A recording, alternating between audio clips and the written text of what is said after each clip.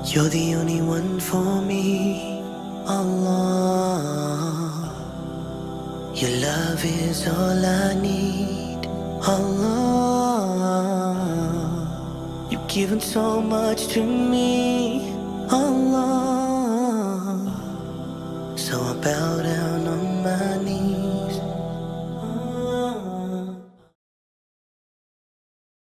Bismillahirrahmanirrahim. Assalamualaikum warahmatullahi wabarakatuh. Innal hamdalillah nahmaduhu wa nasta'inuhu wa nastaghfiruh wa na'udzu billahi min shururi anfusina wa sayyiati a'malina. May yahdihillahu fala mudhillalah wa may yudlilhu fala hadiyalah. Asyhadu an la ilaha illallah wahdah la syarikalah wa asyhadu anna Muhammadan abduhu wa rasuluhu la nabiyya ba'dah. Allahumma sholli wa sallim wa barik ala Muhammadin wa ala alihi wa sahbihi wa man ittaba'ahum bi ihsanin ila yaumiddin wa sallama tasliman katsira amma ba'd. Ikhwani fillahi azakumullah. Yang pertama, tentunya tiada kata yang indah untuk kita sampaikan, melainkan mari kita senantiasa meningkatkan rasa syukur kita kepada Allah Subhanahu wa Ta'ala atas segala karunia dan nikmat-Nya. Barang siapa yang bersyukur atas nikmat-nikmat Allah, maka Allah pun berjanji akan menambah itu nikmat. Sebaliknya barang siapa yang tidak bersyukur atau dia kufur atas nikmat-nikmat Allah, maka Allah memberikan wa'id, ancaman kepada kita semua. Inna adabi lasyadid. Sesungguhnya siksaanku amatlah dahsyat. Mudah-mudahan ya kita berharap dan berusaha kita menjadi hamba-hamba Allah yang senantiasa bersyukur. Amin. Ya Rabbal Alamin. Kemudian mari kita pun senantiasa memperhatikan sekaligus mengusahakan walaupun dengan usaha-usaha yang mungkin dianggap sepele, tapi itu nyata. Yaitu dalam rangka meningkatkan nilai-nilai iman dan atau nilai-nilai takwa kita kepada Allah Subhanahu wa Ta'ala dalam kehidupan kita sehari-hari. Sebab yang namanya iman dan atau takwa kepada Allah ini merupakan faktor pertama dan paling utama dalam rangka kita menggapai yang namanya kebahagiaan. Bahagia yang hakiki. Baik bahagia di dunia ini, apalagi bahagia kelak di alam akhirat. Iman dan atau takwa merupakan faktor pertama dan paling utama. Maka hendaklah kita berusaha semaksimal mungkin dalam rangka mewujudkan dan meningkatkan nilai-nilai keimanan dan ketakwaan kepada Allah Subhanahu wa Ta'ala. Kemudian, saudaraku kaum muslimin, dimanapun Anda berada, pada kesempatan yang agung, yang mulia, yang mudah-mudahan Allah limpahkan berkah di sore hari ini, kajian sore kita ini membicarakan yang berkaitan dengan keluarga sakinah. Adapun tema adalah membina rumah tangga Islami. Kita akan sampaikan terlebih dahulu kalimat per kalimat yang telah kita sebutkan tadi. Ini perlu kita tekankan kepada kita semua. Baik kita yang sudah berkeluarga ataupun yaitu para generasi muda kita yang mereka pun insya Allah kelak akan berkeluarga. Istilah atau kalimat keluarga sakinah termasuk membina rumah tangga Islami. Ini perlu kita gaungkan di benak pikiran kita semua. Kenapa hal ini kita tekankan, kita sampaikan terlebih dahulu? Alangkah begitu banyaknya kita keluarga Islam atau generasi-generasi Islam kita, ketika mereka sudah masuk di fase-fase mereka hendak menikah, pernikahan mereka itu seakan-akan sama sekali tidak berpikir untuk membina satu rumah tangga yang sakinah, tidak berpikir untuk membina satu rumah tangga yang islami. Ini kebanyakan. Mereka sudah masuk umur dan mereka merasa mampu, baik itu harta, persiapan harta, tenaga, fisik, dan juga mental. Kemudian mereka melamar dan si perempuan pun siap, mereka menikah. Seakan itu hanya perjalanan kehidupan biasa saja. Sementara yang namanya keluarga sakinah, apalagi membina sebuah rumah tangga yang islami, ini terkadang, maaf, kurang terpikir sama sekali. Walaupun terkadang ketika menikah, setelah ijab dan qabul, begitu banyak para tamu, yaitu mendoakan, mudah-mudahan menjadi keluarga sakinah, mawadah, warahmah. Tapi doa ini pun, puluhan orang, bahkan ratusan orang mendoakan, seakan tidak masuk dalam hatinya. Doa hanya sekedar doa. Mungkin ia dengarkan dari telinga kanan, keluar lagi. Dalam dirinya sendiri tidak ada satu niat atau kurang perhatian, yaitu dalam rangka membangun rumah tangganya, yaitu membangun rumah tangga yang sakinah, mawadah, warahmah, atau rumah tangga atau keluarga yang islami. Ini sedikit sekali. Maka ini perlu kita tekankan kaitan hal ini. Jadi keluarga sakinah, membina rumah tangga islami. Terkait dengan masalah atau kalimat keluarga dalam bahasa kita, bahasa Indonesia, ini kita sudah paham. Nanti dalam bahasa Arab ada kalimat al-ahl, al-ahlu, itu ahlun, juga sama diterjemahkan keluarga. Ada kalimat dalam bahasa Arab alun, itu misalkan ada surah Ali Imran, surah Alu Imran, keluarga Imran. Nanti ada al-asirah atau al-usroh, sama, itu pun juga diterjemahkan yaitu ke keluarga. Kita nggak menyampaikan tentang perbedaan per kalimat itu, tapi secara keumuman, yang namanya sebuah keluarga, yaitu adalah satu kesatuan antara seorang laki-laki dan perempuan yang telah diikat dengan ikatan resmi yang dinamakan dengan pernikahan. Jangan bertanya, ada yang bertanya, ya Pak Ustadz, tadi kok seorang laki-laki dan perempuan, bukannya seorang perempuan, sebab laki-laki bisa menikahi lebih dari satu. Dan taruh saja seorang laki-laki dan seorang perempuan, yang kedua insan ini disatukan, yaitu dalam bingkai, yaitu pernikahan. Nah, sehingga itu menjadi sebuah keluarga. Dan dalam bahasa Arab tadi, al-ahlu ini dari kata ahilla, ya ahilla. Itu maksudnya adalah ada rasa suka, ada rasa senang.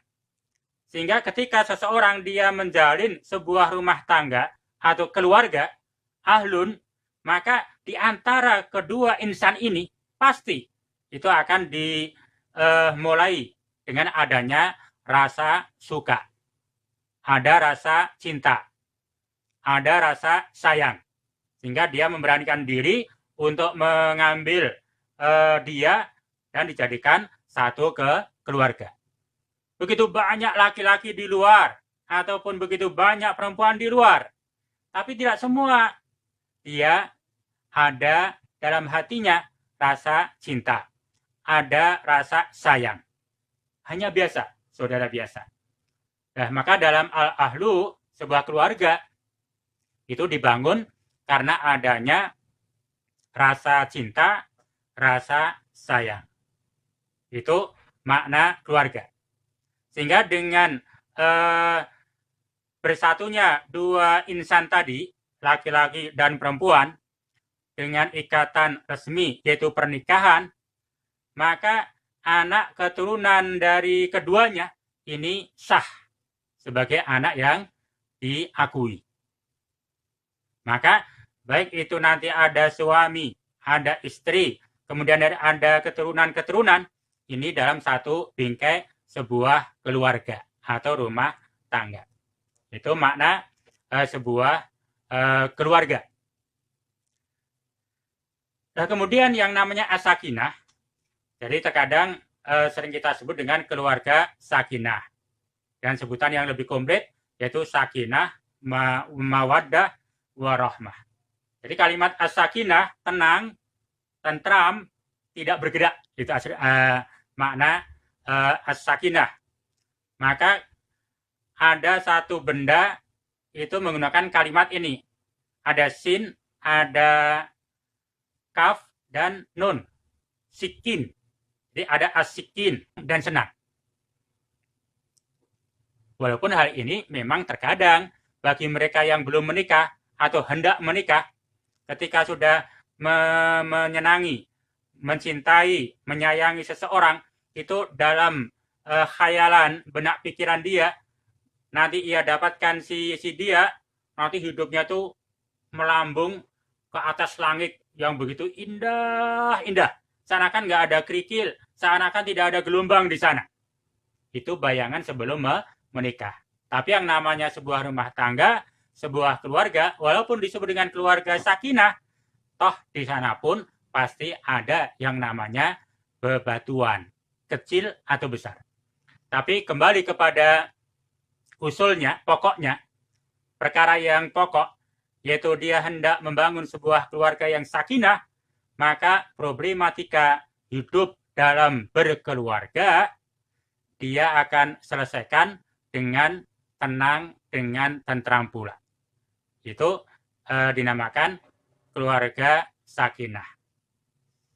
Kalau dalam satu ayat terkait dengan masalah atau kalimat ini, itu sangat terkenal, biasa disampaikan oleh para khatib atau penyampai nasihat-nasihat pernikahan atau dalam khutbah nikah.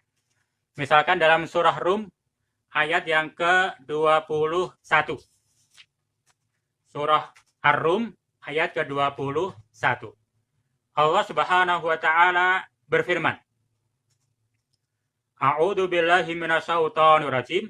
Wa min ayatihi ana khalaqalakum min anfusikum azwaja litaskunu ilaiha wa ja'ala bainakum mawaddatan wa rahmah. Inna fi dzalika laayatil liqaumi yatafakkarun. Wa min, dan dari sebagian ayatihi, tanda-tanda kebesaran Allah atau ayat-ayat Allah, yaitu ana khalaqalakum, bahwasanya dia Allah telah menciptakan untuk kalian min anfusikum, dari diri kalian, azwaja, yaitu pasangan. Kemudian dengan adanya pasangan ini yang dia sudah menyatu, litaskunu ilaiha, agar kalian tenang, yaitu bersamanya. Dalam bahasa Arab ada sakinah ila, litaskunu ilaiha, tenang dalam hatinya, tentram dalam hatinya. Sehingga seseorang yang dia sudah menikah, itu hatinya lebih tenang dibandingkan orang yang belum menikah. Walaupun dalam ayat ini tidak khusus dalam hal hati, dengan dia menikah hatinya saja yang tenang, bukan. Tapi termasuk dalam kehidupan sehari-hari, baik lahir ataupun batin. Walaupun dalam hal segi bahasa Arab, litaskunu ilaiha, ketika sakana ketemu ila, maka itu biasanya dia tenang, dia tentram, itu dalam hal batin. Nanti ada sakana indahu. Ada sakana indah, bukan ila. Itu baru tenang, tentram dalam hal lahiriah. Kita nggak bedakan itu bahwa dengan adanya pernikahan, maka itu akan menjadikan hati masing-masing anggota keluarga itu akan merasakan tenang. Wa ja'ala bainakum mawaddah wa rahmah. Dan dia Allah menjadikan di antara kalian yaitu mawaddah wa rahmah. Dengan adanya pernikahan, maka di sana akan terwujud yaitu mawaddah wa rahmah. Ada kasih dan sayang. Nanti ada sebagian memberikan satu penjelasan, mawaddah itu diterjemahkan kebahagiaan. Sedangkan warahmah diterjemahkan yaitu kesejahteraan. Artinya dengan pernikahan, maka Allah akan menjadikan insan-insan yang menikah itu yaitu mawaddah. Ada rasa bahagia. Bahagia baik itu lahiriah dan juga batiniahnya. Dia merasa tenang dia. Kemudian warahmah, ini sejahtera. Ini berkaitan dengan masalah kekayaan atau harta. Allah akan berikan dia kecukupan. Dengan dia menikah, maka Allah akan berikan dia kecukupan dari sisi hartanya. Ini ada sebagian mengartikan demikian. Wallahu a'lam bishawab. Kemudian ayat ini ditutup bahwa inna fi dzalika laayatil liqaumi yatafakkarun. Sesungguhnya dalam hal itu sungguh ini merupakan tanda-tanda kebesaran Allah bagi kaum yang mereka berpikir. Ini ayat yang memang sering disampaikan sebagai nasihat dalam pernikahan. Jadi as-sakinah. Jadi keluarga sakinah, keluarga yang tenang, yang tentram. Ada yang menyebutkan as-sakinah, al-waqar, tuma'ninah, dan al-mahabbah. Ada ketenangan hati, ada ketentraman, dan ada kenyamanan.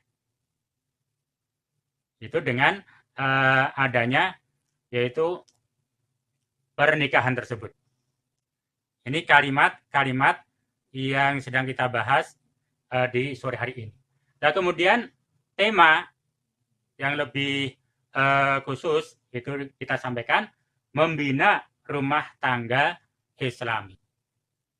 Jadi kalimat membina ini dalam bahasa Arab itu at-tarbiyah. Jadi membina dalam pengertian adanya satu bentuk usaha dalam rangka mentarbiyah atau mendidik. Ini kita sampaikan di awal pertemuan kajian sore kita ini. Jadi membahas secara umum tentang keluarga sakinah, ini yang pertama kita tekankan, kita ingatkan bahwa dalam rangka kita membangun sebuah keluarga atau rumah tangga, maka perkara ini jangan dilupakan, jangan dilalaikan. Bahwa dalam kita mengambil yaitu orang lain hidup bersama dalam satu keluarga, maka di sana ada satu perkara yang tidak boleh kita lupakan, yaitu adanya tarbiyah. Yaitu tarbiyah al-usrah al-islamiyah. Yaitu membina sebuah rumah tangga secara islami. Membina rumah tangga islami. Kalimat at-tarbiyah atau bahasa yang sering kita dengarkan, yaitu misalkan tarbiyah diartikan pendidikan. Jadi at-tarbiyah itu diartikan pendidikan. Artinya sebagai seorang muslim kita memiliki satu tanggung jawab, yaitu untuk mendidik diri dan juga mendidik keluarga kita, yaitu istri. Kalau punya anak juga termasuk anak-anak kita. Supaya apa? Dididik dengan sesuatu itu bisa menjadikan keluarga kita menjadi keluarga yang Islami. Nah, apa itu at-tarbiyah atau sering kita sebut dengan pendidikan? Yang dinamakan at-tarbiyah itu adalah amaliyah. Satu bentuk amal perbuatan. Satu bentuk usaha dalam rangka untuk al-bina, membangun. Membangun keluarga, syai'an fa syai'an. Sedikit demi sedikit. Setapak demi setapak. Ila haddit tamam wal kamal. Sampai menuju kepada batas kesempurnaan. Jadi yang namanya pendidikan, terkadang kita ini terlalu al-ajalah. Al-ajalah itu terlalu tergesa-gesa terkadang. Sebagai seorang suami, melihat istrinya, terkadang dia tergesa-gesa, al-ajalah. Inginnya ketika disampaikan satu perkara, istrinya menjadi istri yang solihah, gitu kan? Termasuk kepada anaknya. Ketika dia sampaikan kepada anaknya satu permasalahan, itu maunya dengan satu penyampaian, sekali penyampaian, itu dia berharap besar dia. Menjadi anak-anak yang soleh, yang solihah. Jadi kayak bim salah bim kalau orang bilang. Sekali disampaikan langsung sempurna. Langsung menjadi baik. Bukan itu. Tapi yang namanya at-tarbiyah, pendidikan, itu adalah syai'an fa syai'an. Ada at-tadarusnya. Ada tahapannya. Jadi setapak demi setapak. Bisa jadi kita sampaikan hari ini belum didengarkan atau didengar tapi belum dipahami, atau sudah didengar, sudah dipahami tapi belum bisa diamalkan, sampaikan lagi besok. Terus begitu, bertahap. Itu syai'an fa syai'an. Jangan ada rasa bosan, sampaikan terus. Didik diri kita sendiri dan juga istri kita. Kalau ada anak-anak kita, ya anak-anak kita didik sedikit demi sedikit, setapak demi setapak, sampai lama-lama mencapai yaitu pada batas kesempurnaannya. Itu makna at-tarbiyah. Nah, ini perlu juga kita pahami. Ini kita tekankan, kita sampaikan, sebab terkadang dalam kehidupan rumah tangga saudara-saudara kita, ini terkadang ya maunya nikah sudah baik suami diharapkan oleh istrinya dia menjadi suami yang sempurna. Jadi dia dapat suami yang mungkin di masjid atau dalam majelis taklim, dia punya harapan besar setelah nikah dia punya suami yang sempurna. Termasuk kebalikan, seorang suami dia berharap begitu besar dapat istri, ya dapat di masjid, apalagi dalam majelis taklim, dia harapan besar sekali dia menjadi istri yang sudah sempurna. Tidak demikian. Itu perlu yang namanya at-tarbiyah. Artinya ini kita ingatkan bahwa dalam berumah tangga itu memang baik itu suami ataupun istri, di sana pasti ada kekurangan. Jadi ada kekurangan. Pun sama, ada kelebihan dan kelebihan. Maka dua insan yang memiliki perbedaan ini satu dalam satu keluarga. Itu hendaklah saling mengenal, saling melengkapi, saling menyempurnakan. Jangan dijadikan satu ajang saling menghina, saling menginjak, atau saling menjatuhkan. Jangan.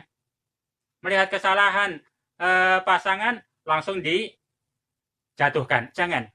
Tapi bagaimana kita dalam sebuah keluarga menerapkan at-tarbiyah, yaitu pendidikan dalam keluarga, supaya menjadi keluarga yang baik, keluarga yang islami, itu butuh kesabaran, tadarus. Jadi sedikit demi sedikit. Itu makna at-tarbiyah. Jadi sebuah keluarga sakinah, mawaddah, warahmah, tema kita adalah membina. Artinya mengingatkan kita bahwa ada satu amanah besar bagi kita seorang hamba, apalagi seorang muslim, harus yakin betul. Ada amanah besar yang Allah titipkan kepada kita, yaitu adalah kita mentarbiyah. Mentarbiyah diri agar menjadi pribadi-pribadi yang islami. Dan ketika kita sudah berkeluarga, mentarbiyah keluarga kita menjadi keluarga yang islami. Itu makna at-tarbiyah. Kemudian ada kalimat rumah tangga islami. Jadi rumah tangga islami. Membina rumah tangga islami. Nah, hal ini pun juga kalau kita perhatikan dari generasi-generasi muda kita, dalam mereka membangun sebuah rumah tangga, ini yang namanya rumah tangga islami terkadang kurang terpikirkan. Ya, kurang terpikirkan. Mereka merasa mampu, kemudian menikahi seseorang, sudah. Untuk berpikir menjadikan atau membina, membangun rumah tangga islami, terkadang kurang terpikirkan di benak jiwa kita. Dan ini juga perlu kita ingatkan, bahwa kita sebagai seorang muslim, hendaklah kita bisa membina diri, yaitu menjadi seorang muslim yang memiliki syahsiah Islamiyah, kepribadian Islam yang luhur, dan ketika kita berumah tangga, maka kita pun juga berusaha, yaitu membina, membangun, yaitu rumah tangga kita, yaitu rumah tangga yang islami. Yang namanya rumah tangga, ini merupakan cikal bakal terwujudnya masyarakat yang lebih luas. Maksudnya, masyarakat yang lebih luas itu akan menjadi masyarakat yang baik kalau dibangun oleh rumah tangga yang baik. Maka kalau kita sebagai keluarga Islam, keluarga muslim, yaitu orang-orang Islam, tapi kita tidak bisa membangun keluarga kita dengan tarbiyah Islamiyah, maka jangan harap kita menginginkan masyarakat yang lebih luas, itu masyarakat yang memiliki budi luhur secara Islami. Jangan. Tidak mungkin itu. Maka rusaknya keluarga-keluarga Islam nanti akan rusak pula yang namanya masyarakat Islam. Saudaraku kaum muslimin, dimanapun Anda berada, ada beberapa kalimat yang perlu kita sampaikan. Mudah-mudahan ini bisa menggugah jiwa-jiwa kita. Dalam rangka kita ada ihtimam, ada perhatian untuk mewujudkan, untuk membina, yaitu keluarga kita, yaitu keluarga yang Islam. Punten, saya katakan, kalau orang-orang Nasrani, ya, kalau orang-orang Nasrani, mereka ada keinginan yang kuat dan berusaha yang maksimal untuk membina diri sebagaimana keyakinannya dan juga membina keluarganya sesuai dengan keyakinannya sehingga terwujud pribadi Nasrani yang baik, terwujud satu keluarga Nasrani yang baik dalam pandangan mereka. maka hal itu saya katakan wajar. Termasuk orang-orang sekuler umpama. Orang-orang sekuler mereka punya keinginan yang kuat. Kemudian pun mereka berusaha dengan maksimal, yaitu mentarbiah diri, mendidik diri dengan ism sekuler atau sekulerisme, sehingga terwujudlah pribadi-pribadi yang sekuler, dan ia pun berusaha membina keluarganya pun sama dengan sekuler, sehingga terwujud keluarga yang sekuler, maka hal itu kita katakan wajar. Jadi orang yang dia berkeyakinan, berpaham sekuler, kemudian membangun keluarga sekuler, itu wajar. Itu nggak salah, sesuai dengan keyakinan dia, pemahaman dia. Misalkan orang-orang liberal yang membawa paham liberalisme, dia berusaha dengan maksimal dan punya niat yang tangguh untuk membina diri dengan paham liberal. Kemudian pun sama keluarga dia bina dengan paham liberal, sehingga terwujud keluarga yang liberal, berpaham liberal. Maka amalan itu yang dia lakukan itu wajar. Misalkan komunis, orang-orang yang berpaham komunis, kemudian dia berusaha untuk membina diri dengan paham komunis dan membangun keluarganya dengan paham komunis sehingga terwujud keluarga komunis. Itu perbuatan yang mereka lakukan kita nilai wajar. Sebab sesuai dengan apa yang dia pahami. Nah, yang tidak wajar, ini ada yang tidak wajar. Ada yang tidak wajar, yaitu seorang yang mengaku Islam sebagai seorang muslim atau muslimah, dia tidak memiliki niat yang sungguh-sungguh, tidak berusaha dengan usaha yang maksimal untuk mentarbiah diri dengan Islam, dan tidak mentarbiah keluarganya dengan ajaran Islam. Bahkan tidak ada niatan untuk mewujudkan keluarga Islami. Dan ini yang kita katakan tidak wajar. Ya, ini nggak wajar. Dan kita lihat, kita perhatikan di tengah-tengah masyarakat kita, ini tidak sedikit. Seorang muslim, keluarga muslim, yaitu keluarga orang-orang Islam yang kurang ada perhatian untuk mewujudkan dirinya dan keluarganya dengan yaitu kepribadian muslim atau Islam. Nah, ini per kalimat yang menjadi bahasan kita. Jadi keluarga sakinah adalah kita berusaha untuk mewujudkan, minimal ada niat, kemudian ada usaha sedikit demi sedikit dalam rangka kita mentarbiah bertahap. Kemudian demikian pula keluarga kita pun sama. Itu hendaklah kita bina, kita wujudkan, yaitu keluarga atau rumah tangga yang Islam.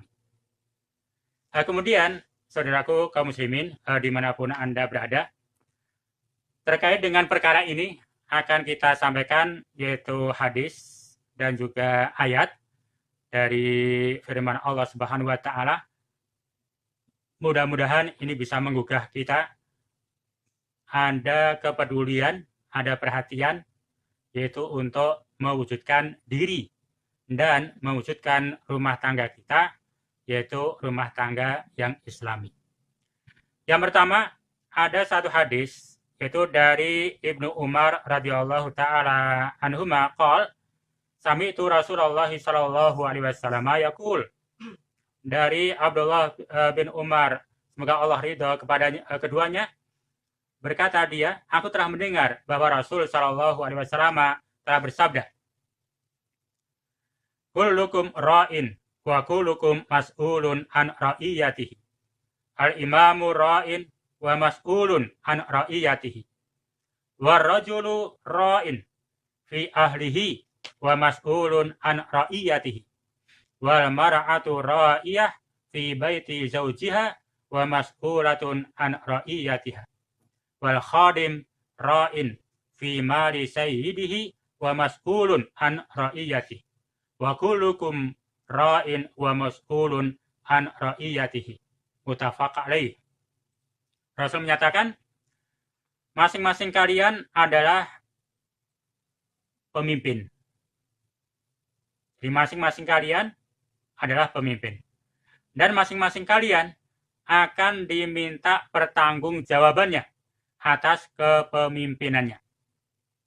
Seorang imam, seorang pemimpin, maka dia adalah ra'in, yaitu pemimpin yang memiliki tanggung jawab dan akan diminta pertanggungjawabannya atas kepemimpinannya. Dan seorang laki-laki, dia adalah pemimpin dalam rumah tangganya. Dan dia pun akan diminta pertanggungjawabannya atas kepemimpinannya. Dan seorang wanita, seorang istri, pun sama. Dia adalah seorang pemimpin di rumah suaminya. Dan dia akan diminta pertanggungjawabannya atas kepemimpinannya. Dan seorang pembantu, dia adalah ra'in, seorang pemimpin, dalam harta tuannya. Dan dia akan diminta pertanggungjawabannya atas kepemimpinannya. Masing-masing kalian adalah pemimpin dan akan diminta pertanggungjawabannya atas kepemimpinannya. Ini hadis riwayat Al-Imam Al-Bukhari dan Al-Imam Muslim. Hadis ini memberikan satu pelajaran kepada kita bahwa masing-masing kita itu adalah memiliki mas'uliyah, memiliki tanggung jawab. Jadi, memiliki tanggung jawab. Maka barang siapa yang dia menjaga dan menunaikan tanggung jawabnya dengan baik, maka dia akan mendapatkan balasan yang baik. Tapi sebaliknya barang siapa yang dia lalai, dia meninggalkan, dia menyia-nyiakan apa yang menjadi tanggung jawabnya, maka dia akan mendapatkan kesengsaraan, akibat yang tidak dia harapkan. Secara singkat, yang berkaitan dengan masalah keluarga, seorang laki-laki adalah pemimpin dalam keluarganya. Maka seorang laki-laki akan diminta pertanggungjawabannya atas keluarganya. Apakah dia menunaikan amanah tanggung jawab ini ataukah tidak? Termasuk seorang istri. Dia juga pemimpin atas anak-anak dari suaminya. Apakah dia mendidik anak-anaknya ataukah tidak? Nanti akan diminta pertanggungjawaban di hadapan Allah Subhanahu wa Ta'ala. Itu dalam satu hadis. Kemudian ada satu ayat yang sangat populer. Itu dalam surah At-Tahrim ayat yang ke-6. Allah Subhanahu wa Ta'ala berfirman, Ya ayyuhalladzina amanu qu anfusakum wa ahlikum nar. Dan seterusnya ayat. Wahai orang-orang yang beriman, jaga diri-diri kalian dan keluarga kalian dari siksa api neraka. Ayat ini memberikan satu pelajaran kepada kita bahwa sebagai seorang yang mengaku beriman, seorang muslim, secara pribadi, ada tanggung jawab. Allah perintahkan di sana, ku anfusakum. Jaga diri kalian. Bina diri kalian sendiri. Awali dari diri kalian. Kemudian wa ahlikum. Dan juga jaga, bina keluarga kalian. Sehingga bisa selamat dari siksa api neraka. Satu bentuk perintah agar kita sebagai seorang muslim itu adalah membina diri dan keluarga sehingga bisa terselamatkan dari siksa api neraka. Terkait dengan ayat ini, Ali bin Abi Thalib radhiyallahu taala berkata, "Wa anfusakum wa ahlikum nar." Dikatakan, "Alimu anfusakum wa ahlikum al khair." Dikatakan oleh Ali bin Abi Thalib, yaitu didiklah oleh kalian diri kalian dulu dan juga keluarga kalian dengan apa? Al khair, yaitu dengan kebaikan. Al khair yang dimaksud dimaksud di sini adalah al Islam. Didiklah diri kalian dan keluarga kalian yaitu ajaran agama Islam. Dari akidahnya, dari akhlaknya, adabnya, dari bentuk peribadatannya, dan seterusnya. Itu banyak nilai-nilai ilmu ya dalam Islam ini. Kemudian dikatakan oleh Fakhrur Razi dalam satu tafsirnya, wa anfusakum ai bil intiha amma nahakumullahu an. Jadi wahai orang yang beriman, jaga diri kalian dan keluarga kalian dari api neraka. Maksudnya tahan oleh kalian. Yaitu tahan oleh kalian. Jangan melakukan perkara-perkara yang dilarang oleh Allah Subhanahu wa Ta'ala. Menahan diri, menahan keluarga, jangan sampai melakukan melanggar batas-batas yang telah dilarang oleh Allah Subhanahu wa Ta'ala. Kemudian dikatakan al-muqatil. Maksudnya adalah ayu addibal muslim nafsahu wa ahlahu wa ya'muruhum bil khair wa yanhahum 'anil syarr. Hendaklah seorang muslim dia membina diri dan juga keluarganya, yaitu dengan menyuruh mereka, yaitu termasuk dirinya sendiri, menyuruh dirinya sendiri dan menyuruh keluarganya bil khair, dengan melaksanakan ajaran agama Islam, dan melarang mereka, mencegah mereka anis syarr, dari perkara-perkara yang jelek. Maka dengan demikian itu akan terjaga dari api neraka. Dia akan terselamatkan dari api neraka. Kemudian dikatakan dalam kitab Al-Kasaf, wa anfusakum, jaga diri kalian dan keluarga kalian dari api neraka, ai bitarkil ma'asi wa fi'lit ta'ati, yaitu tinggalkan segala bentuk kemaksiatan dan perbuat, yaitu dengan ketaatan. Maka dengan demikian, maka diri kalian, keluarga kalian itu akan terjaga dari siksa api neraka. Ini hadis dan juga ayat yang mudah-mudahan ini menjadi renungan kita, baik kita yang masih jomblo atau yang sudah berkeluarga, bahwa ada satu niatan dan ada usaha kita mulai, yaitu pada diri kita dan keluarga kita, untuk ditegakkan, yaitu amaliyah tarbawiyah, yaitu adanya pendidikan atau bimbingan. Jadi bedanya kalau pendidikan hanya menyampaikan ilmu-ilmu pengetahuan, kalau bimbingan artinya berusaha membiasakan diri. Dan itu merupakan satu bentuk yang sangat berfaedah.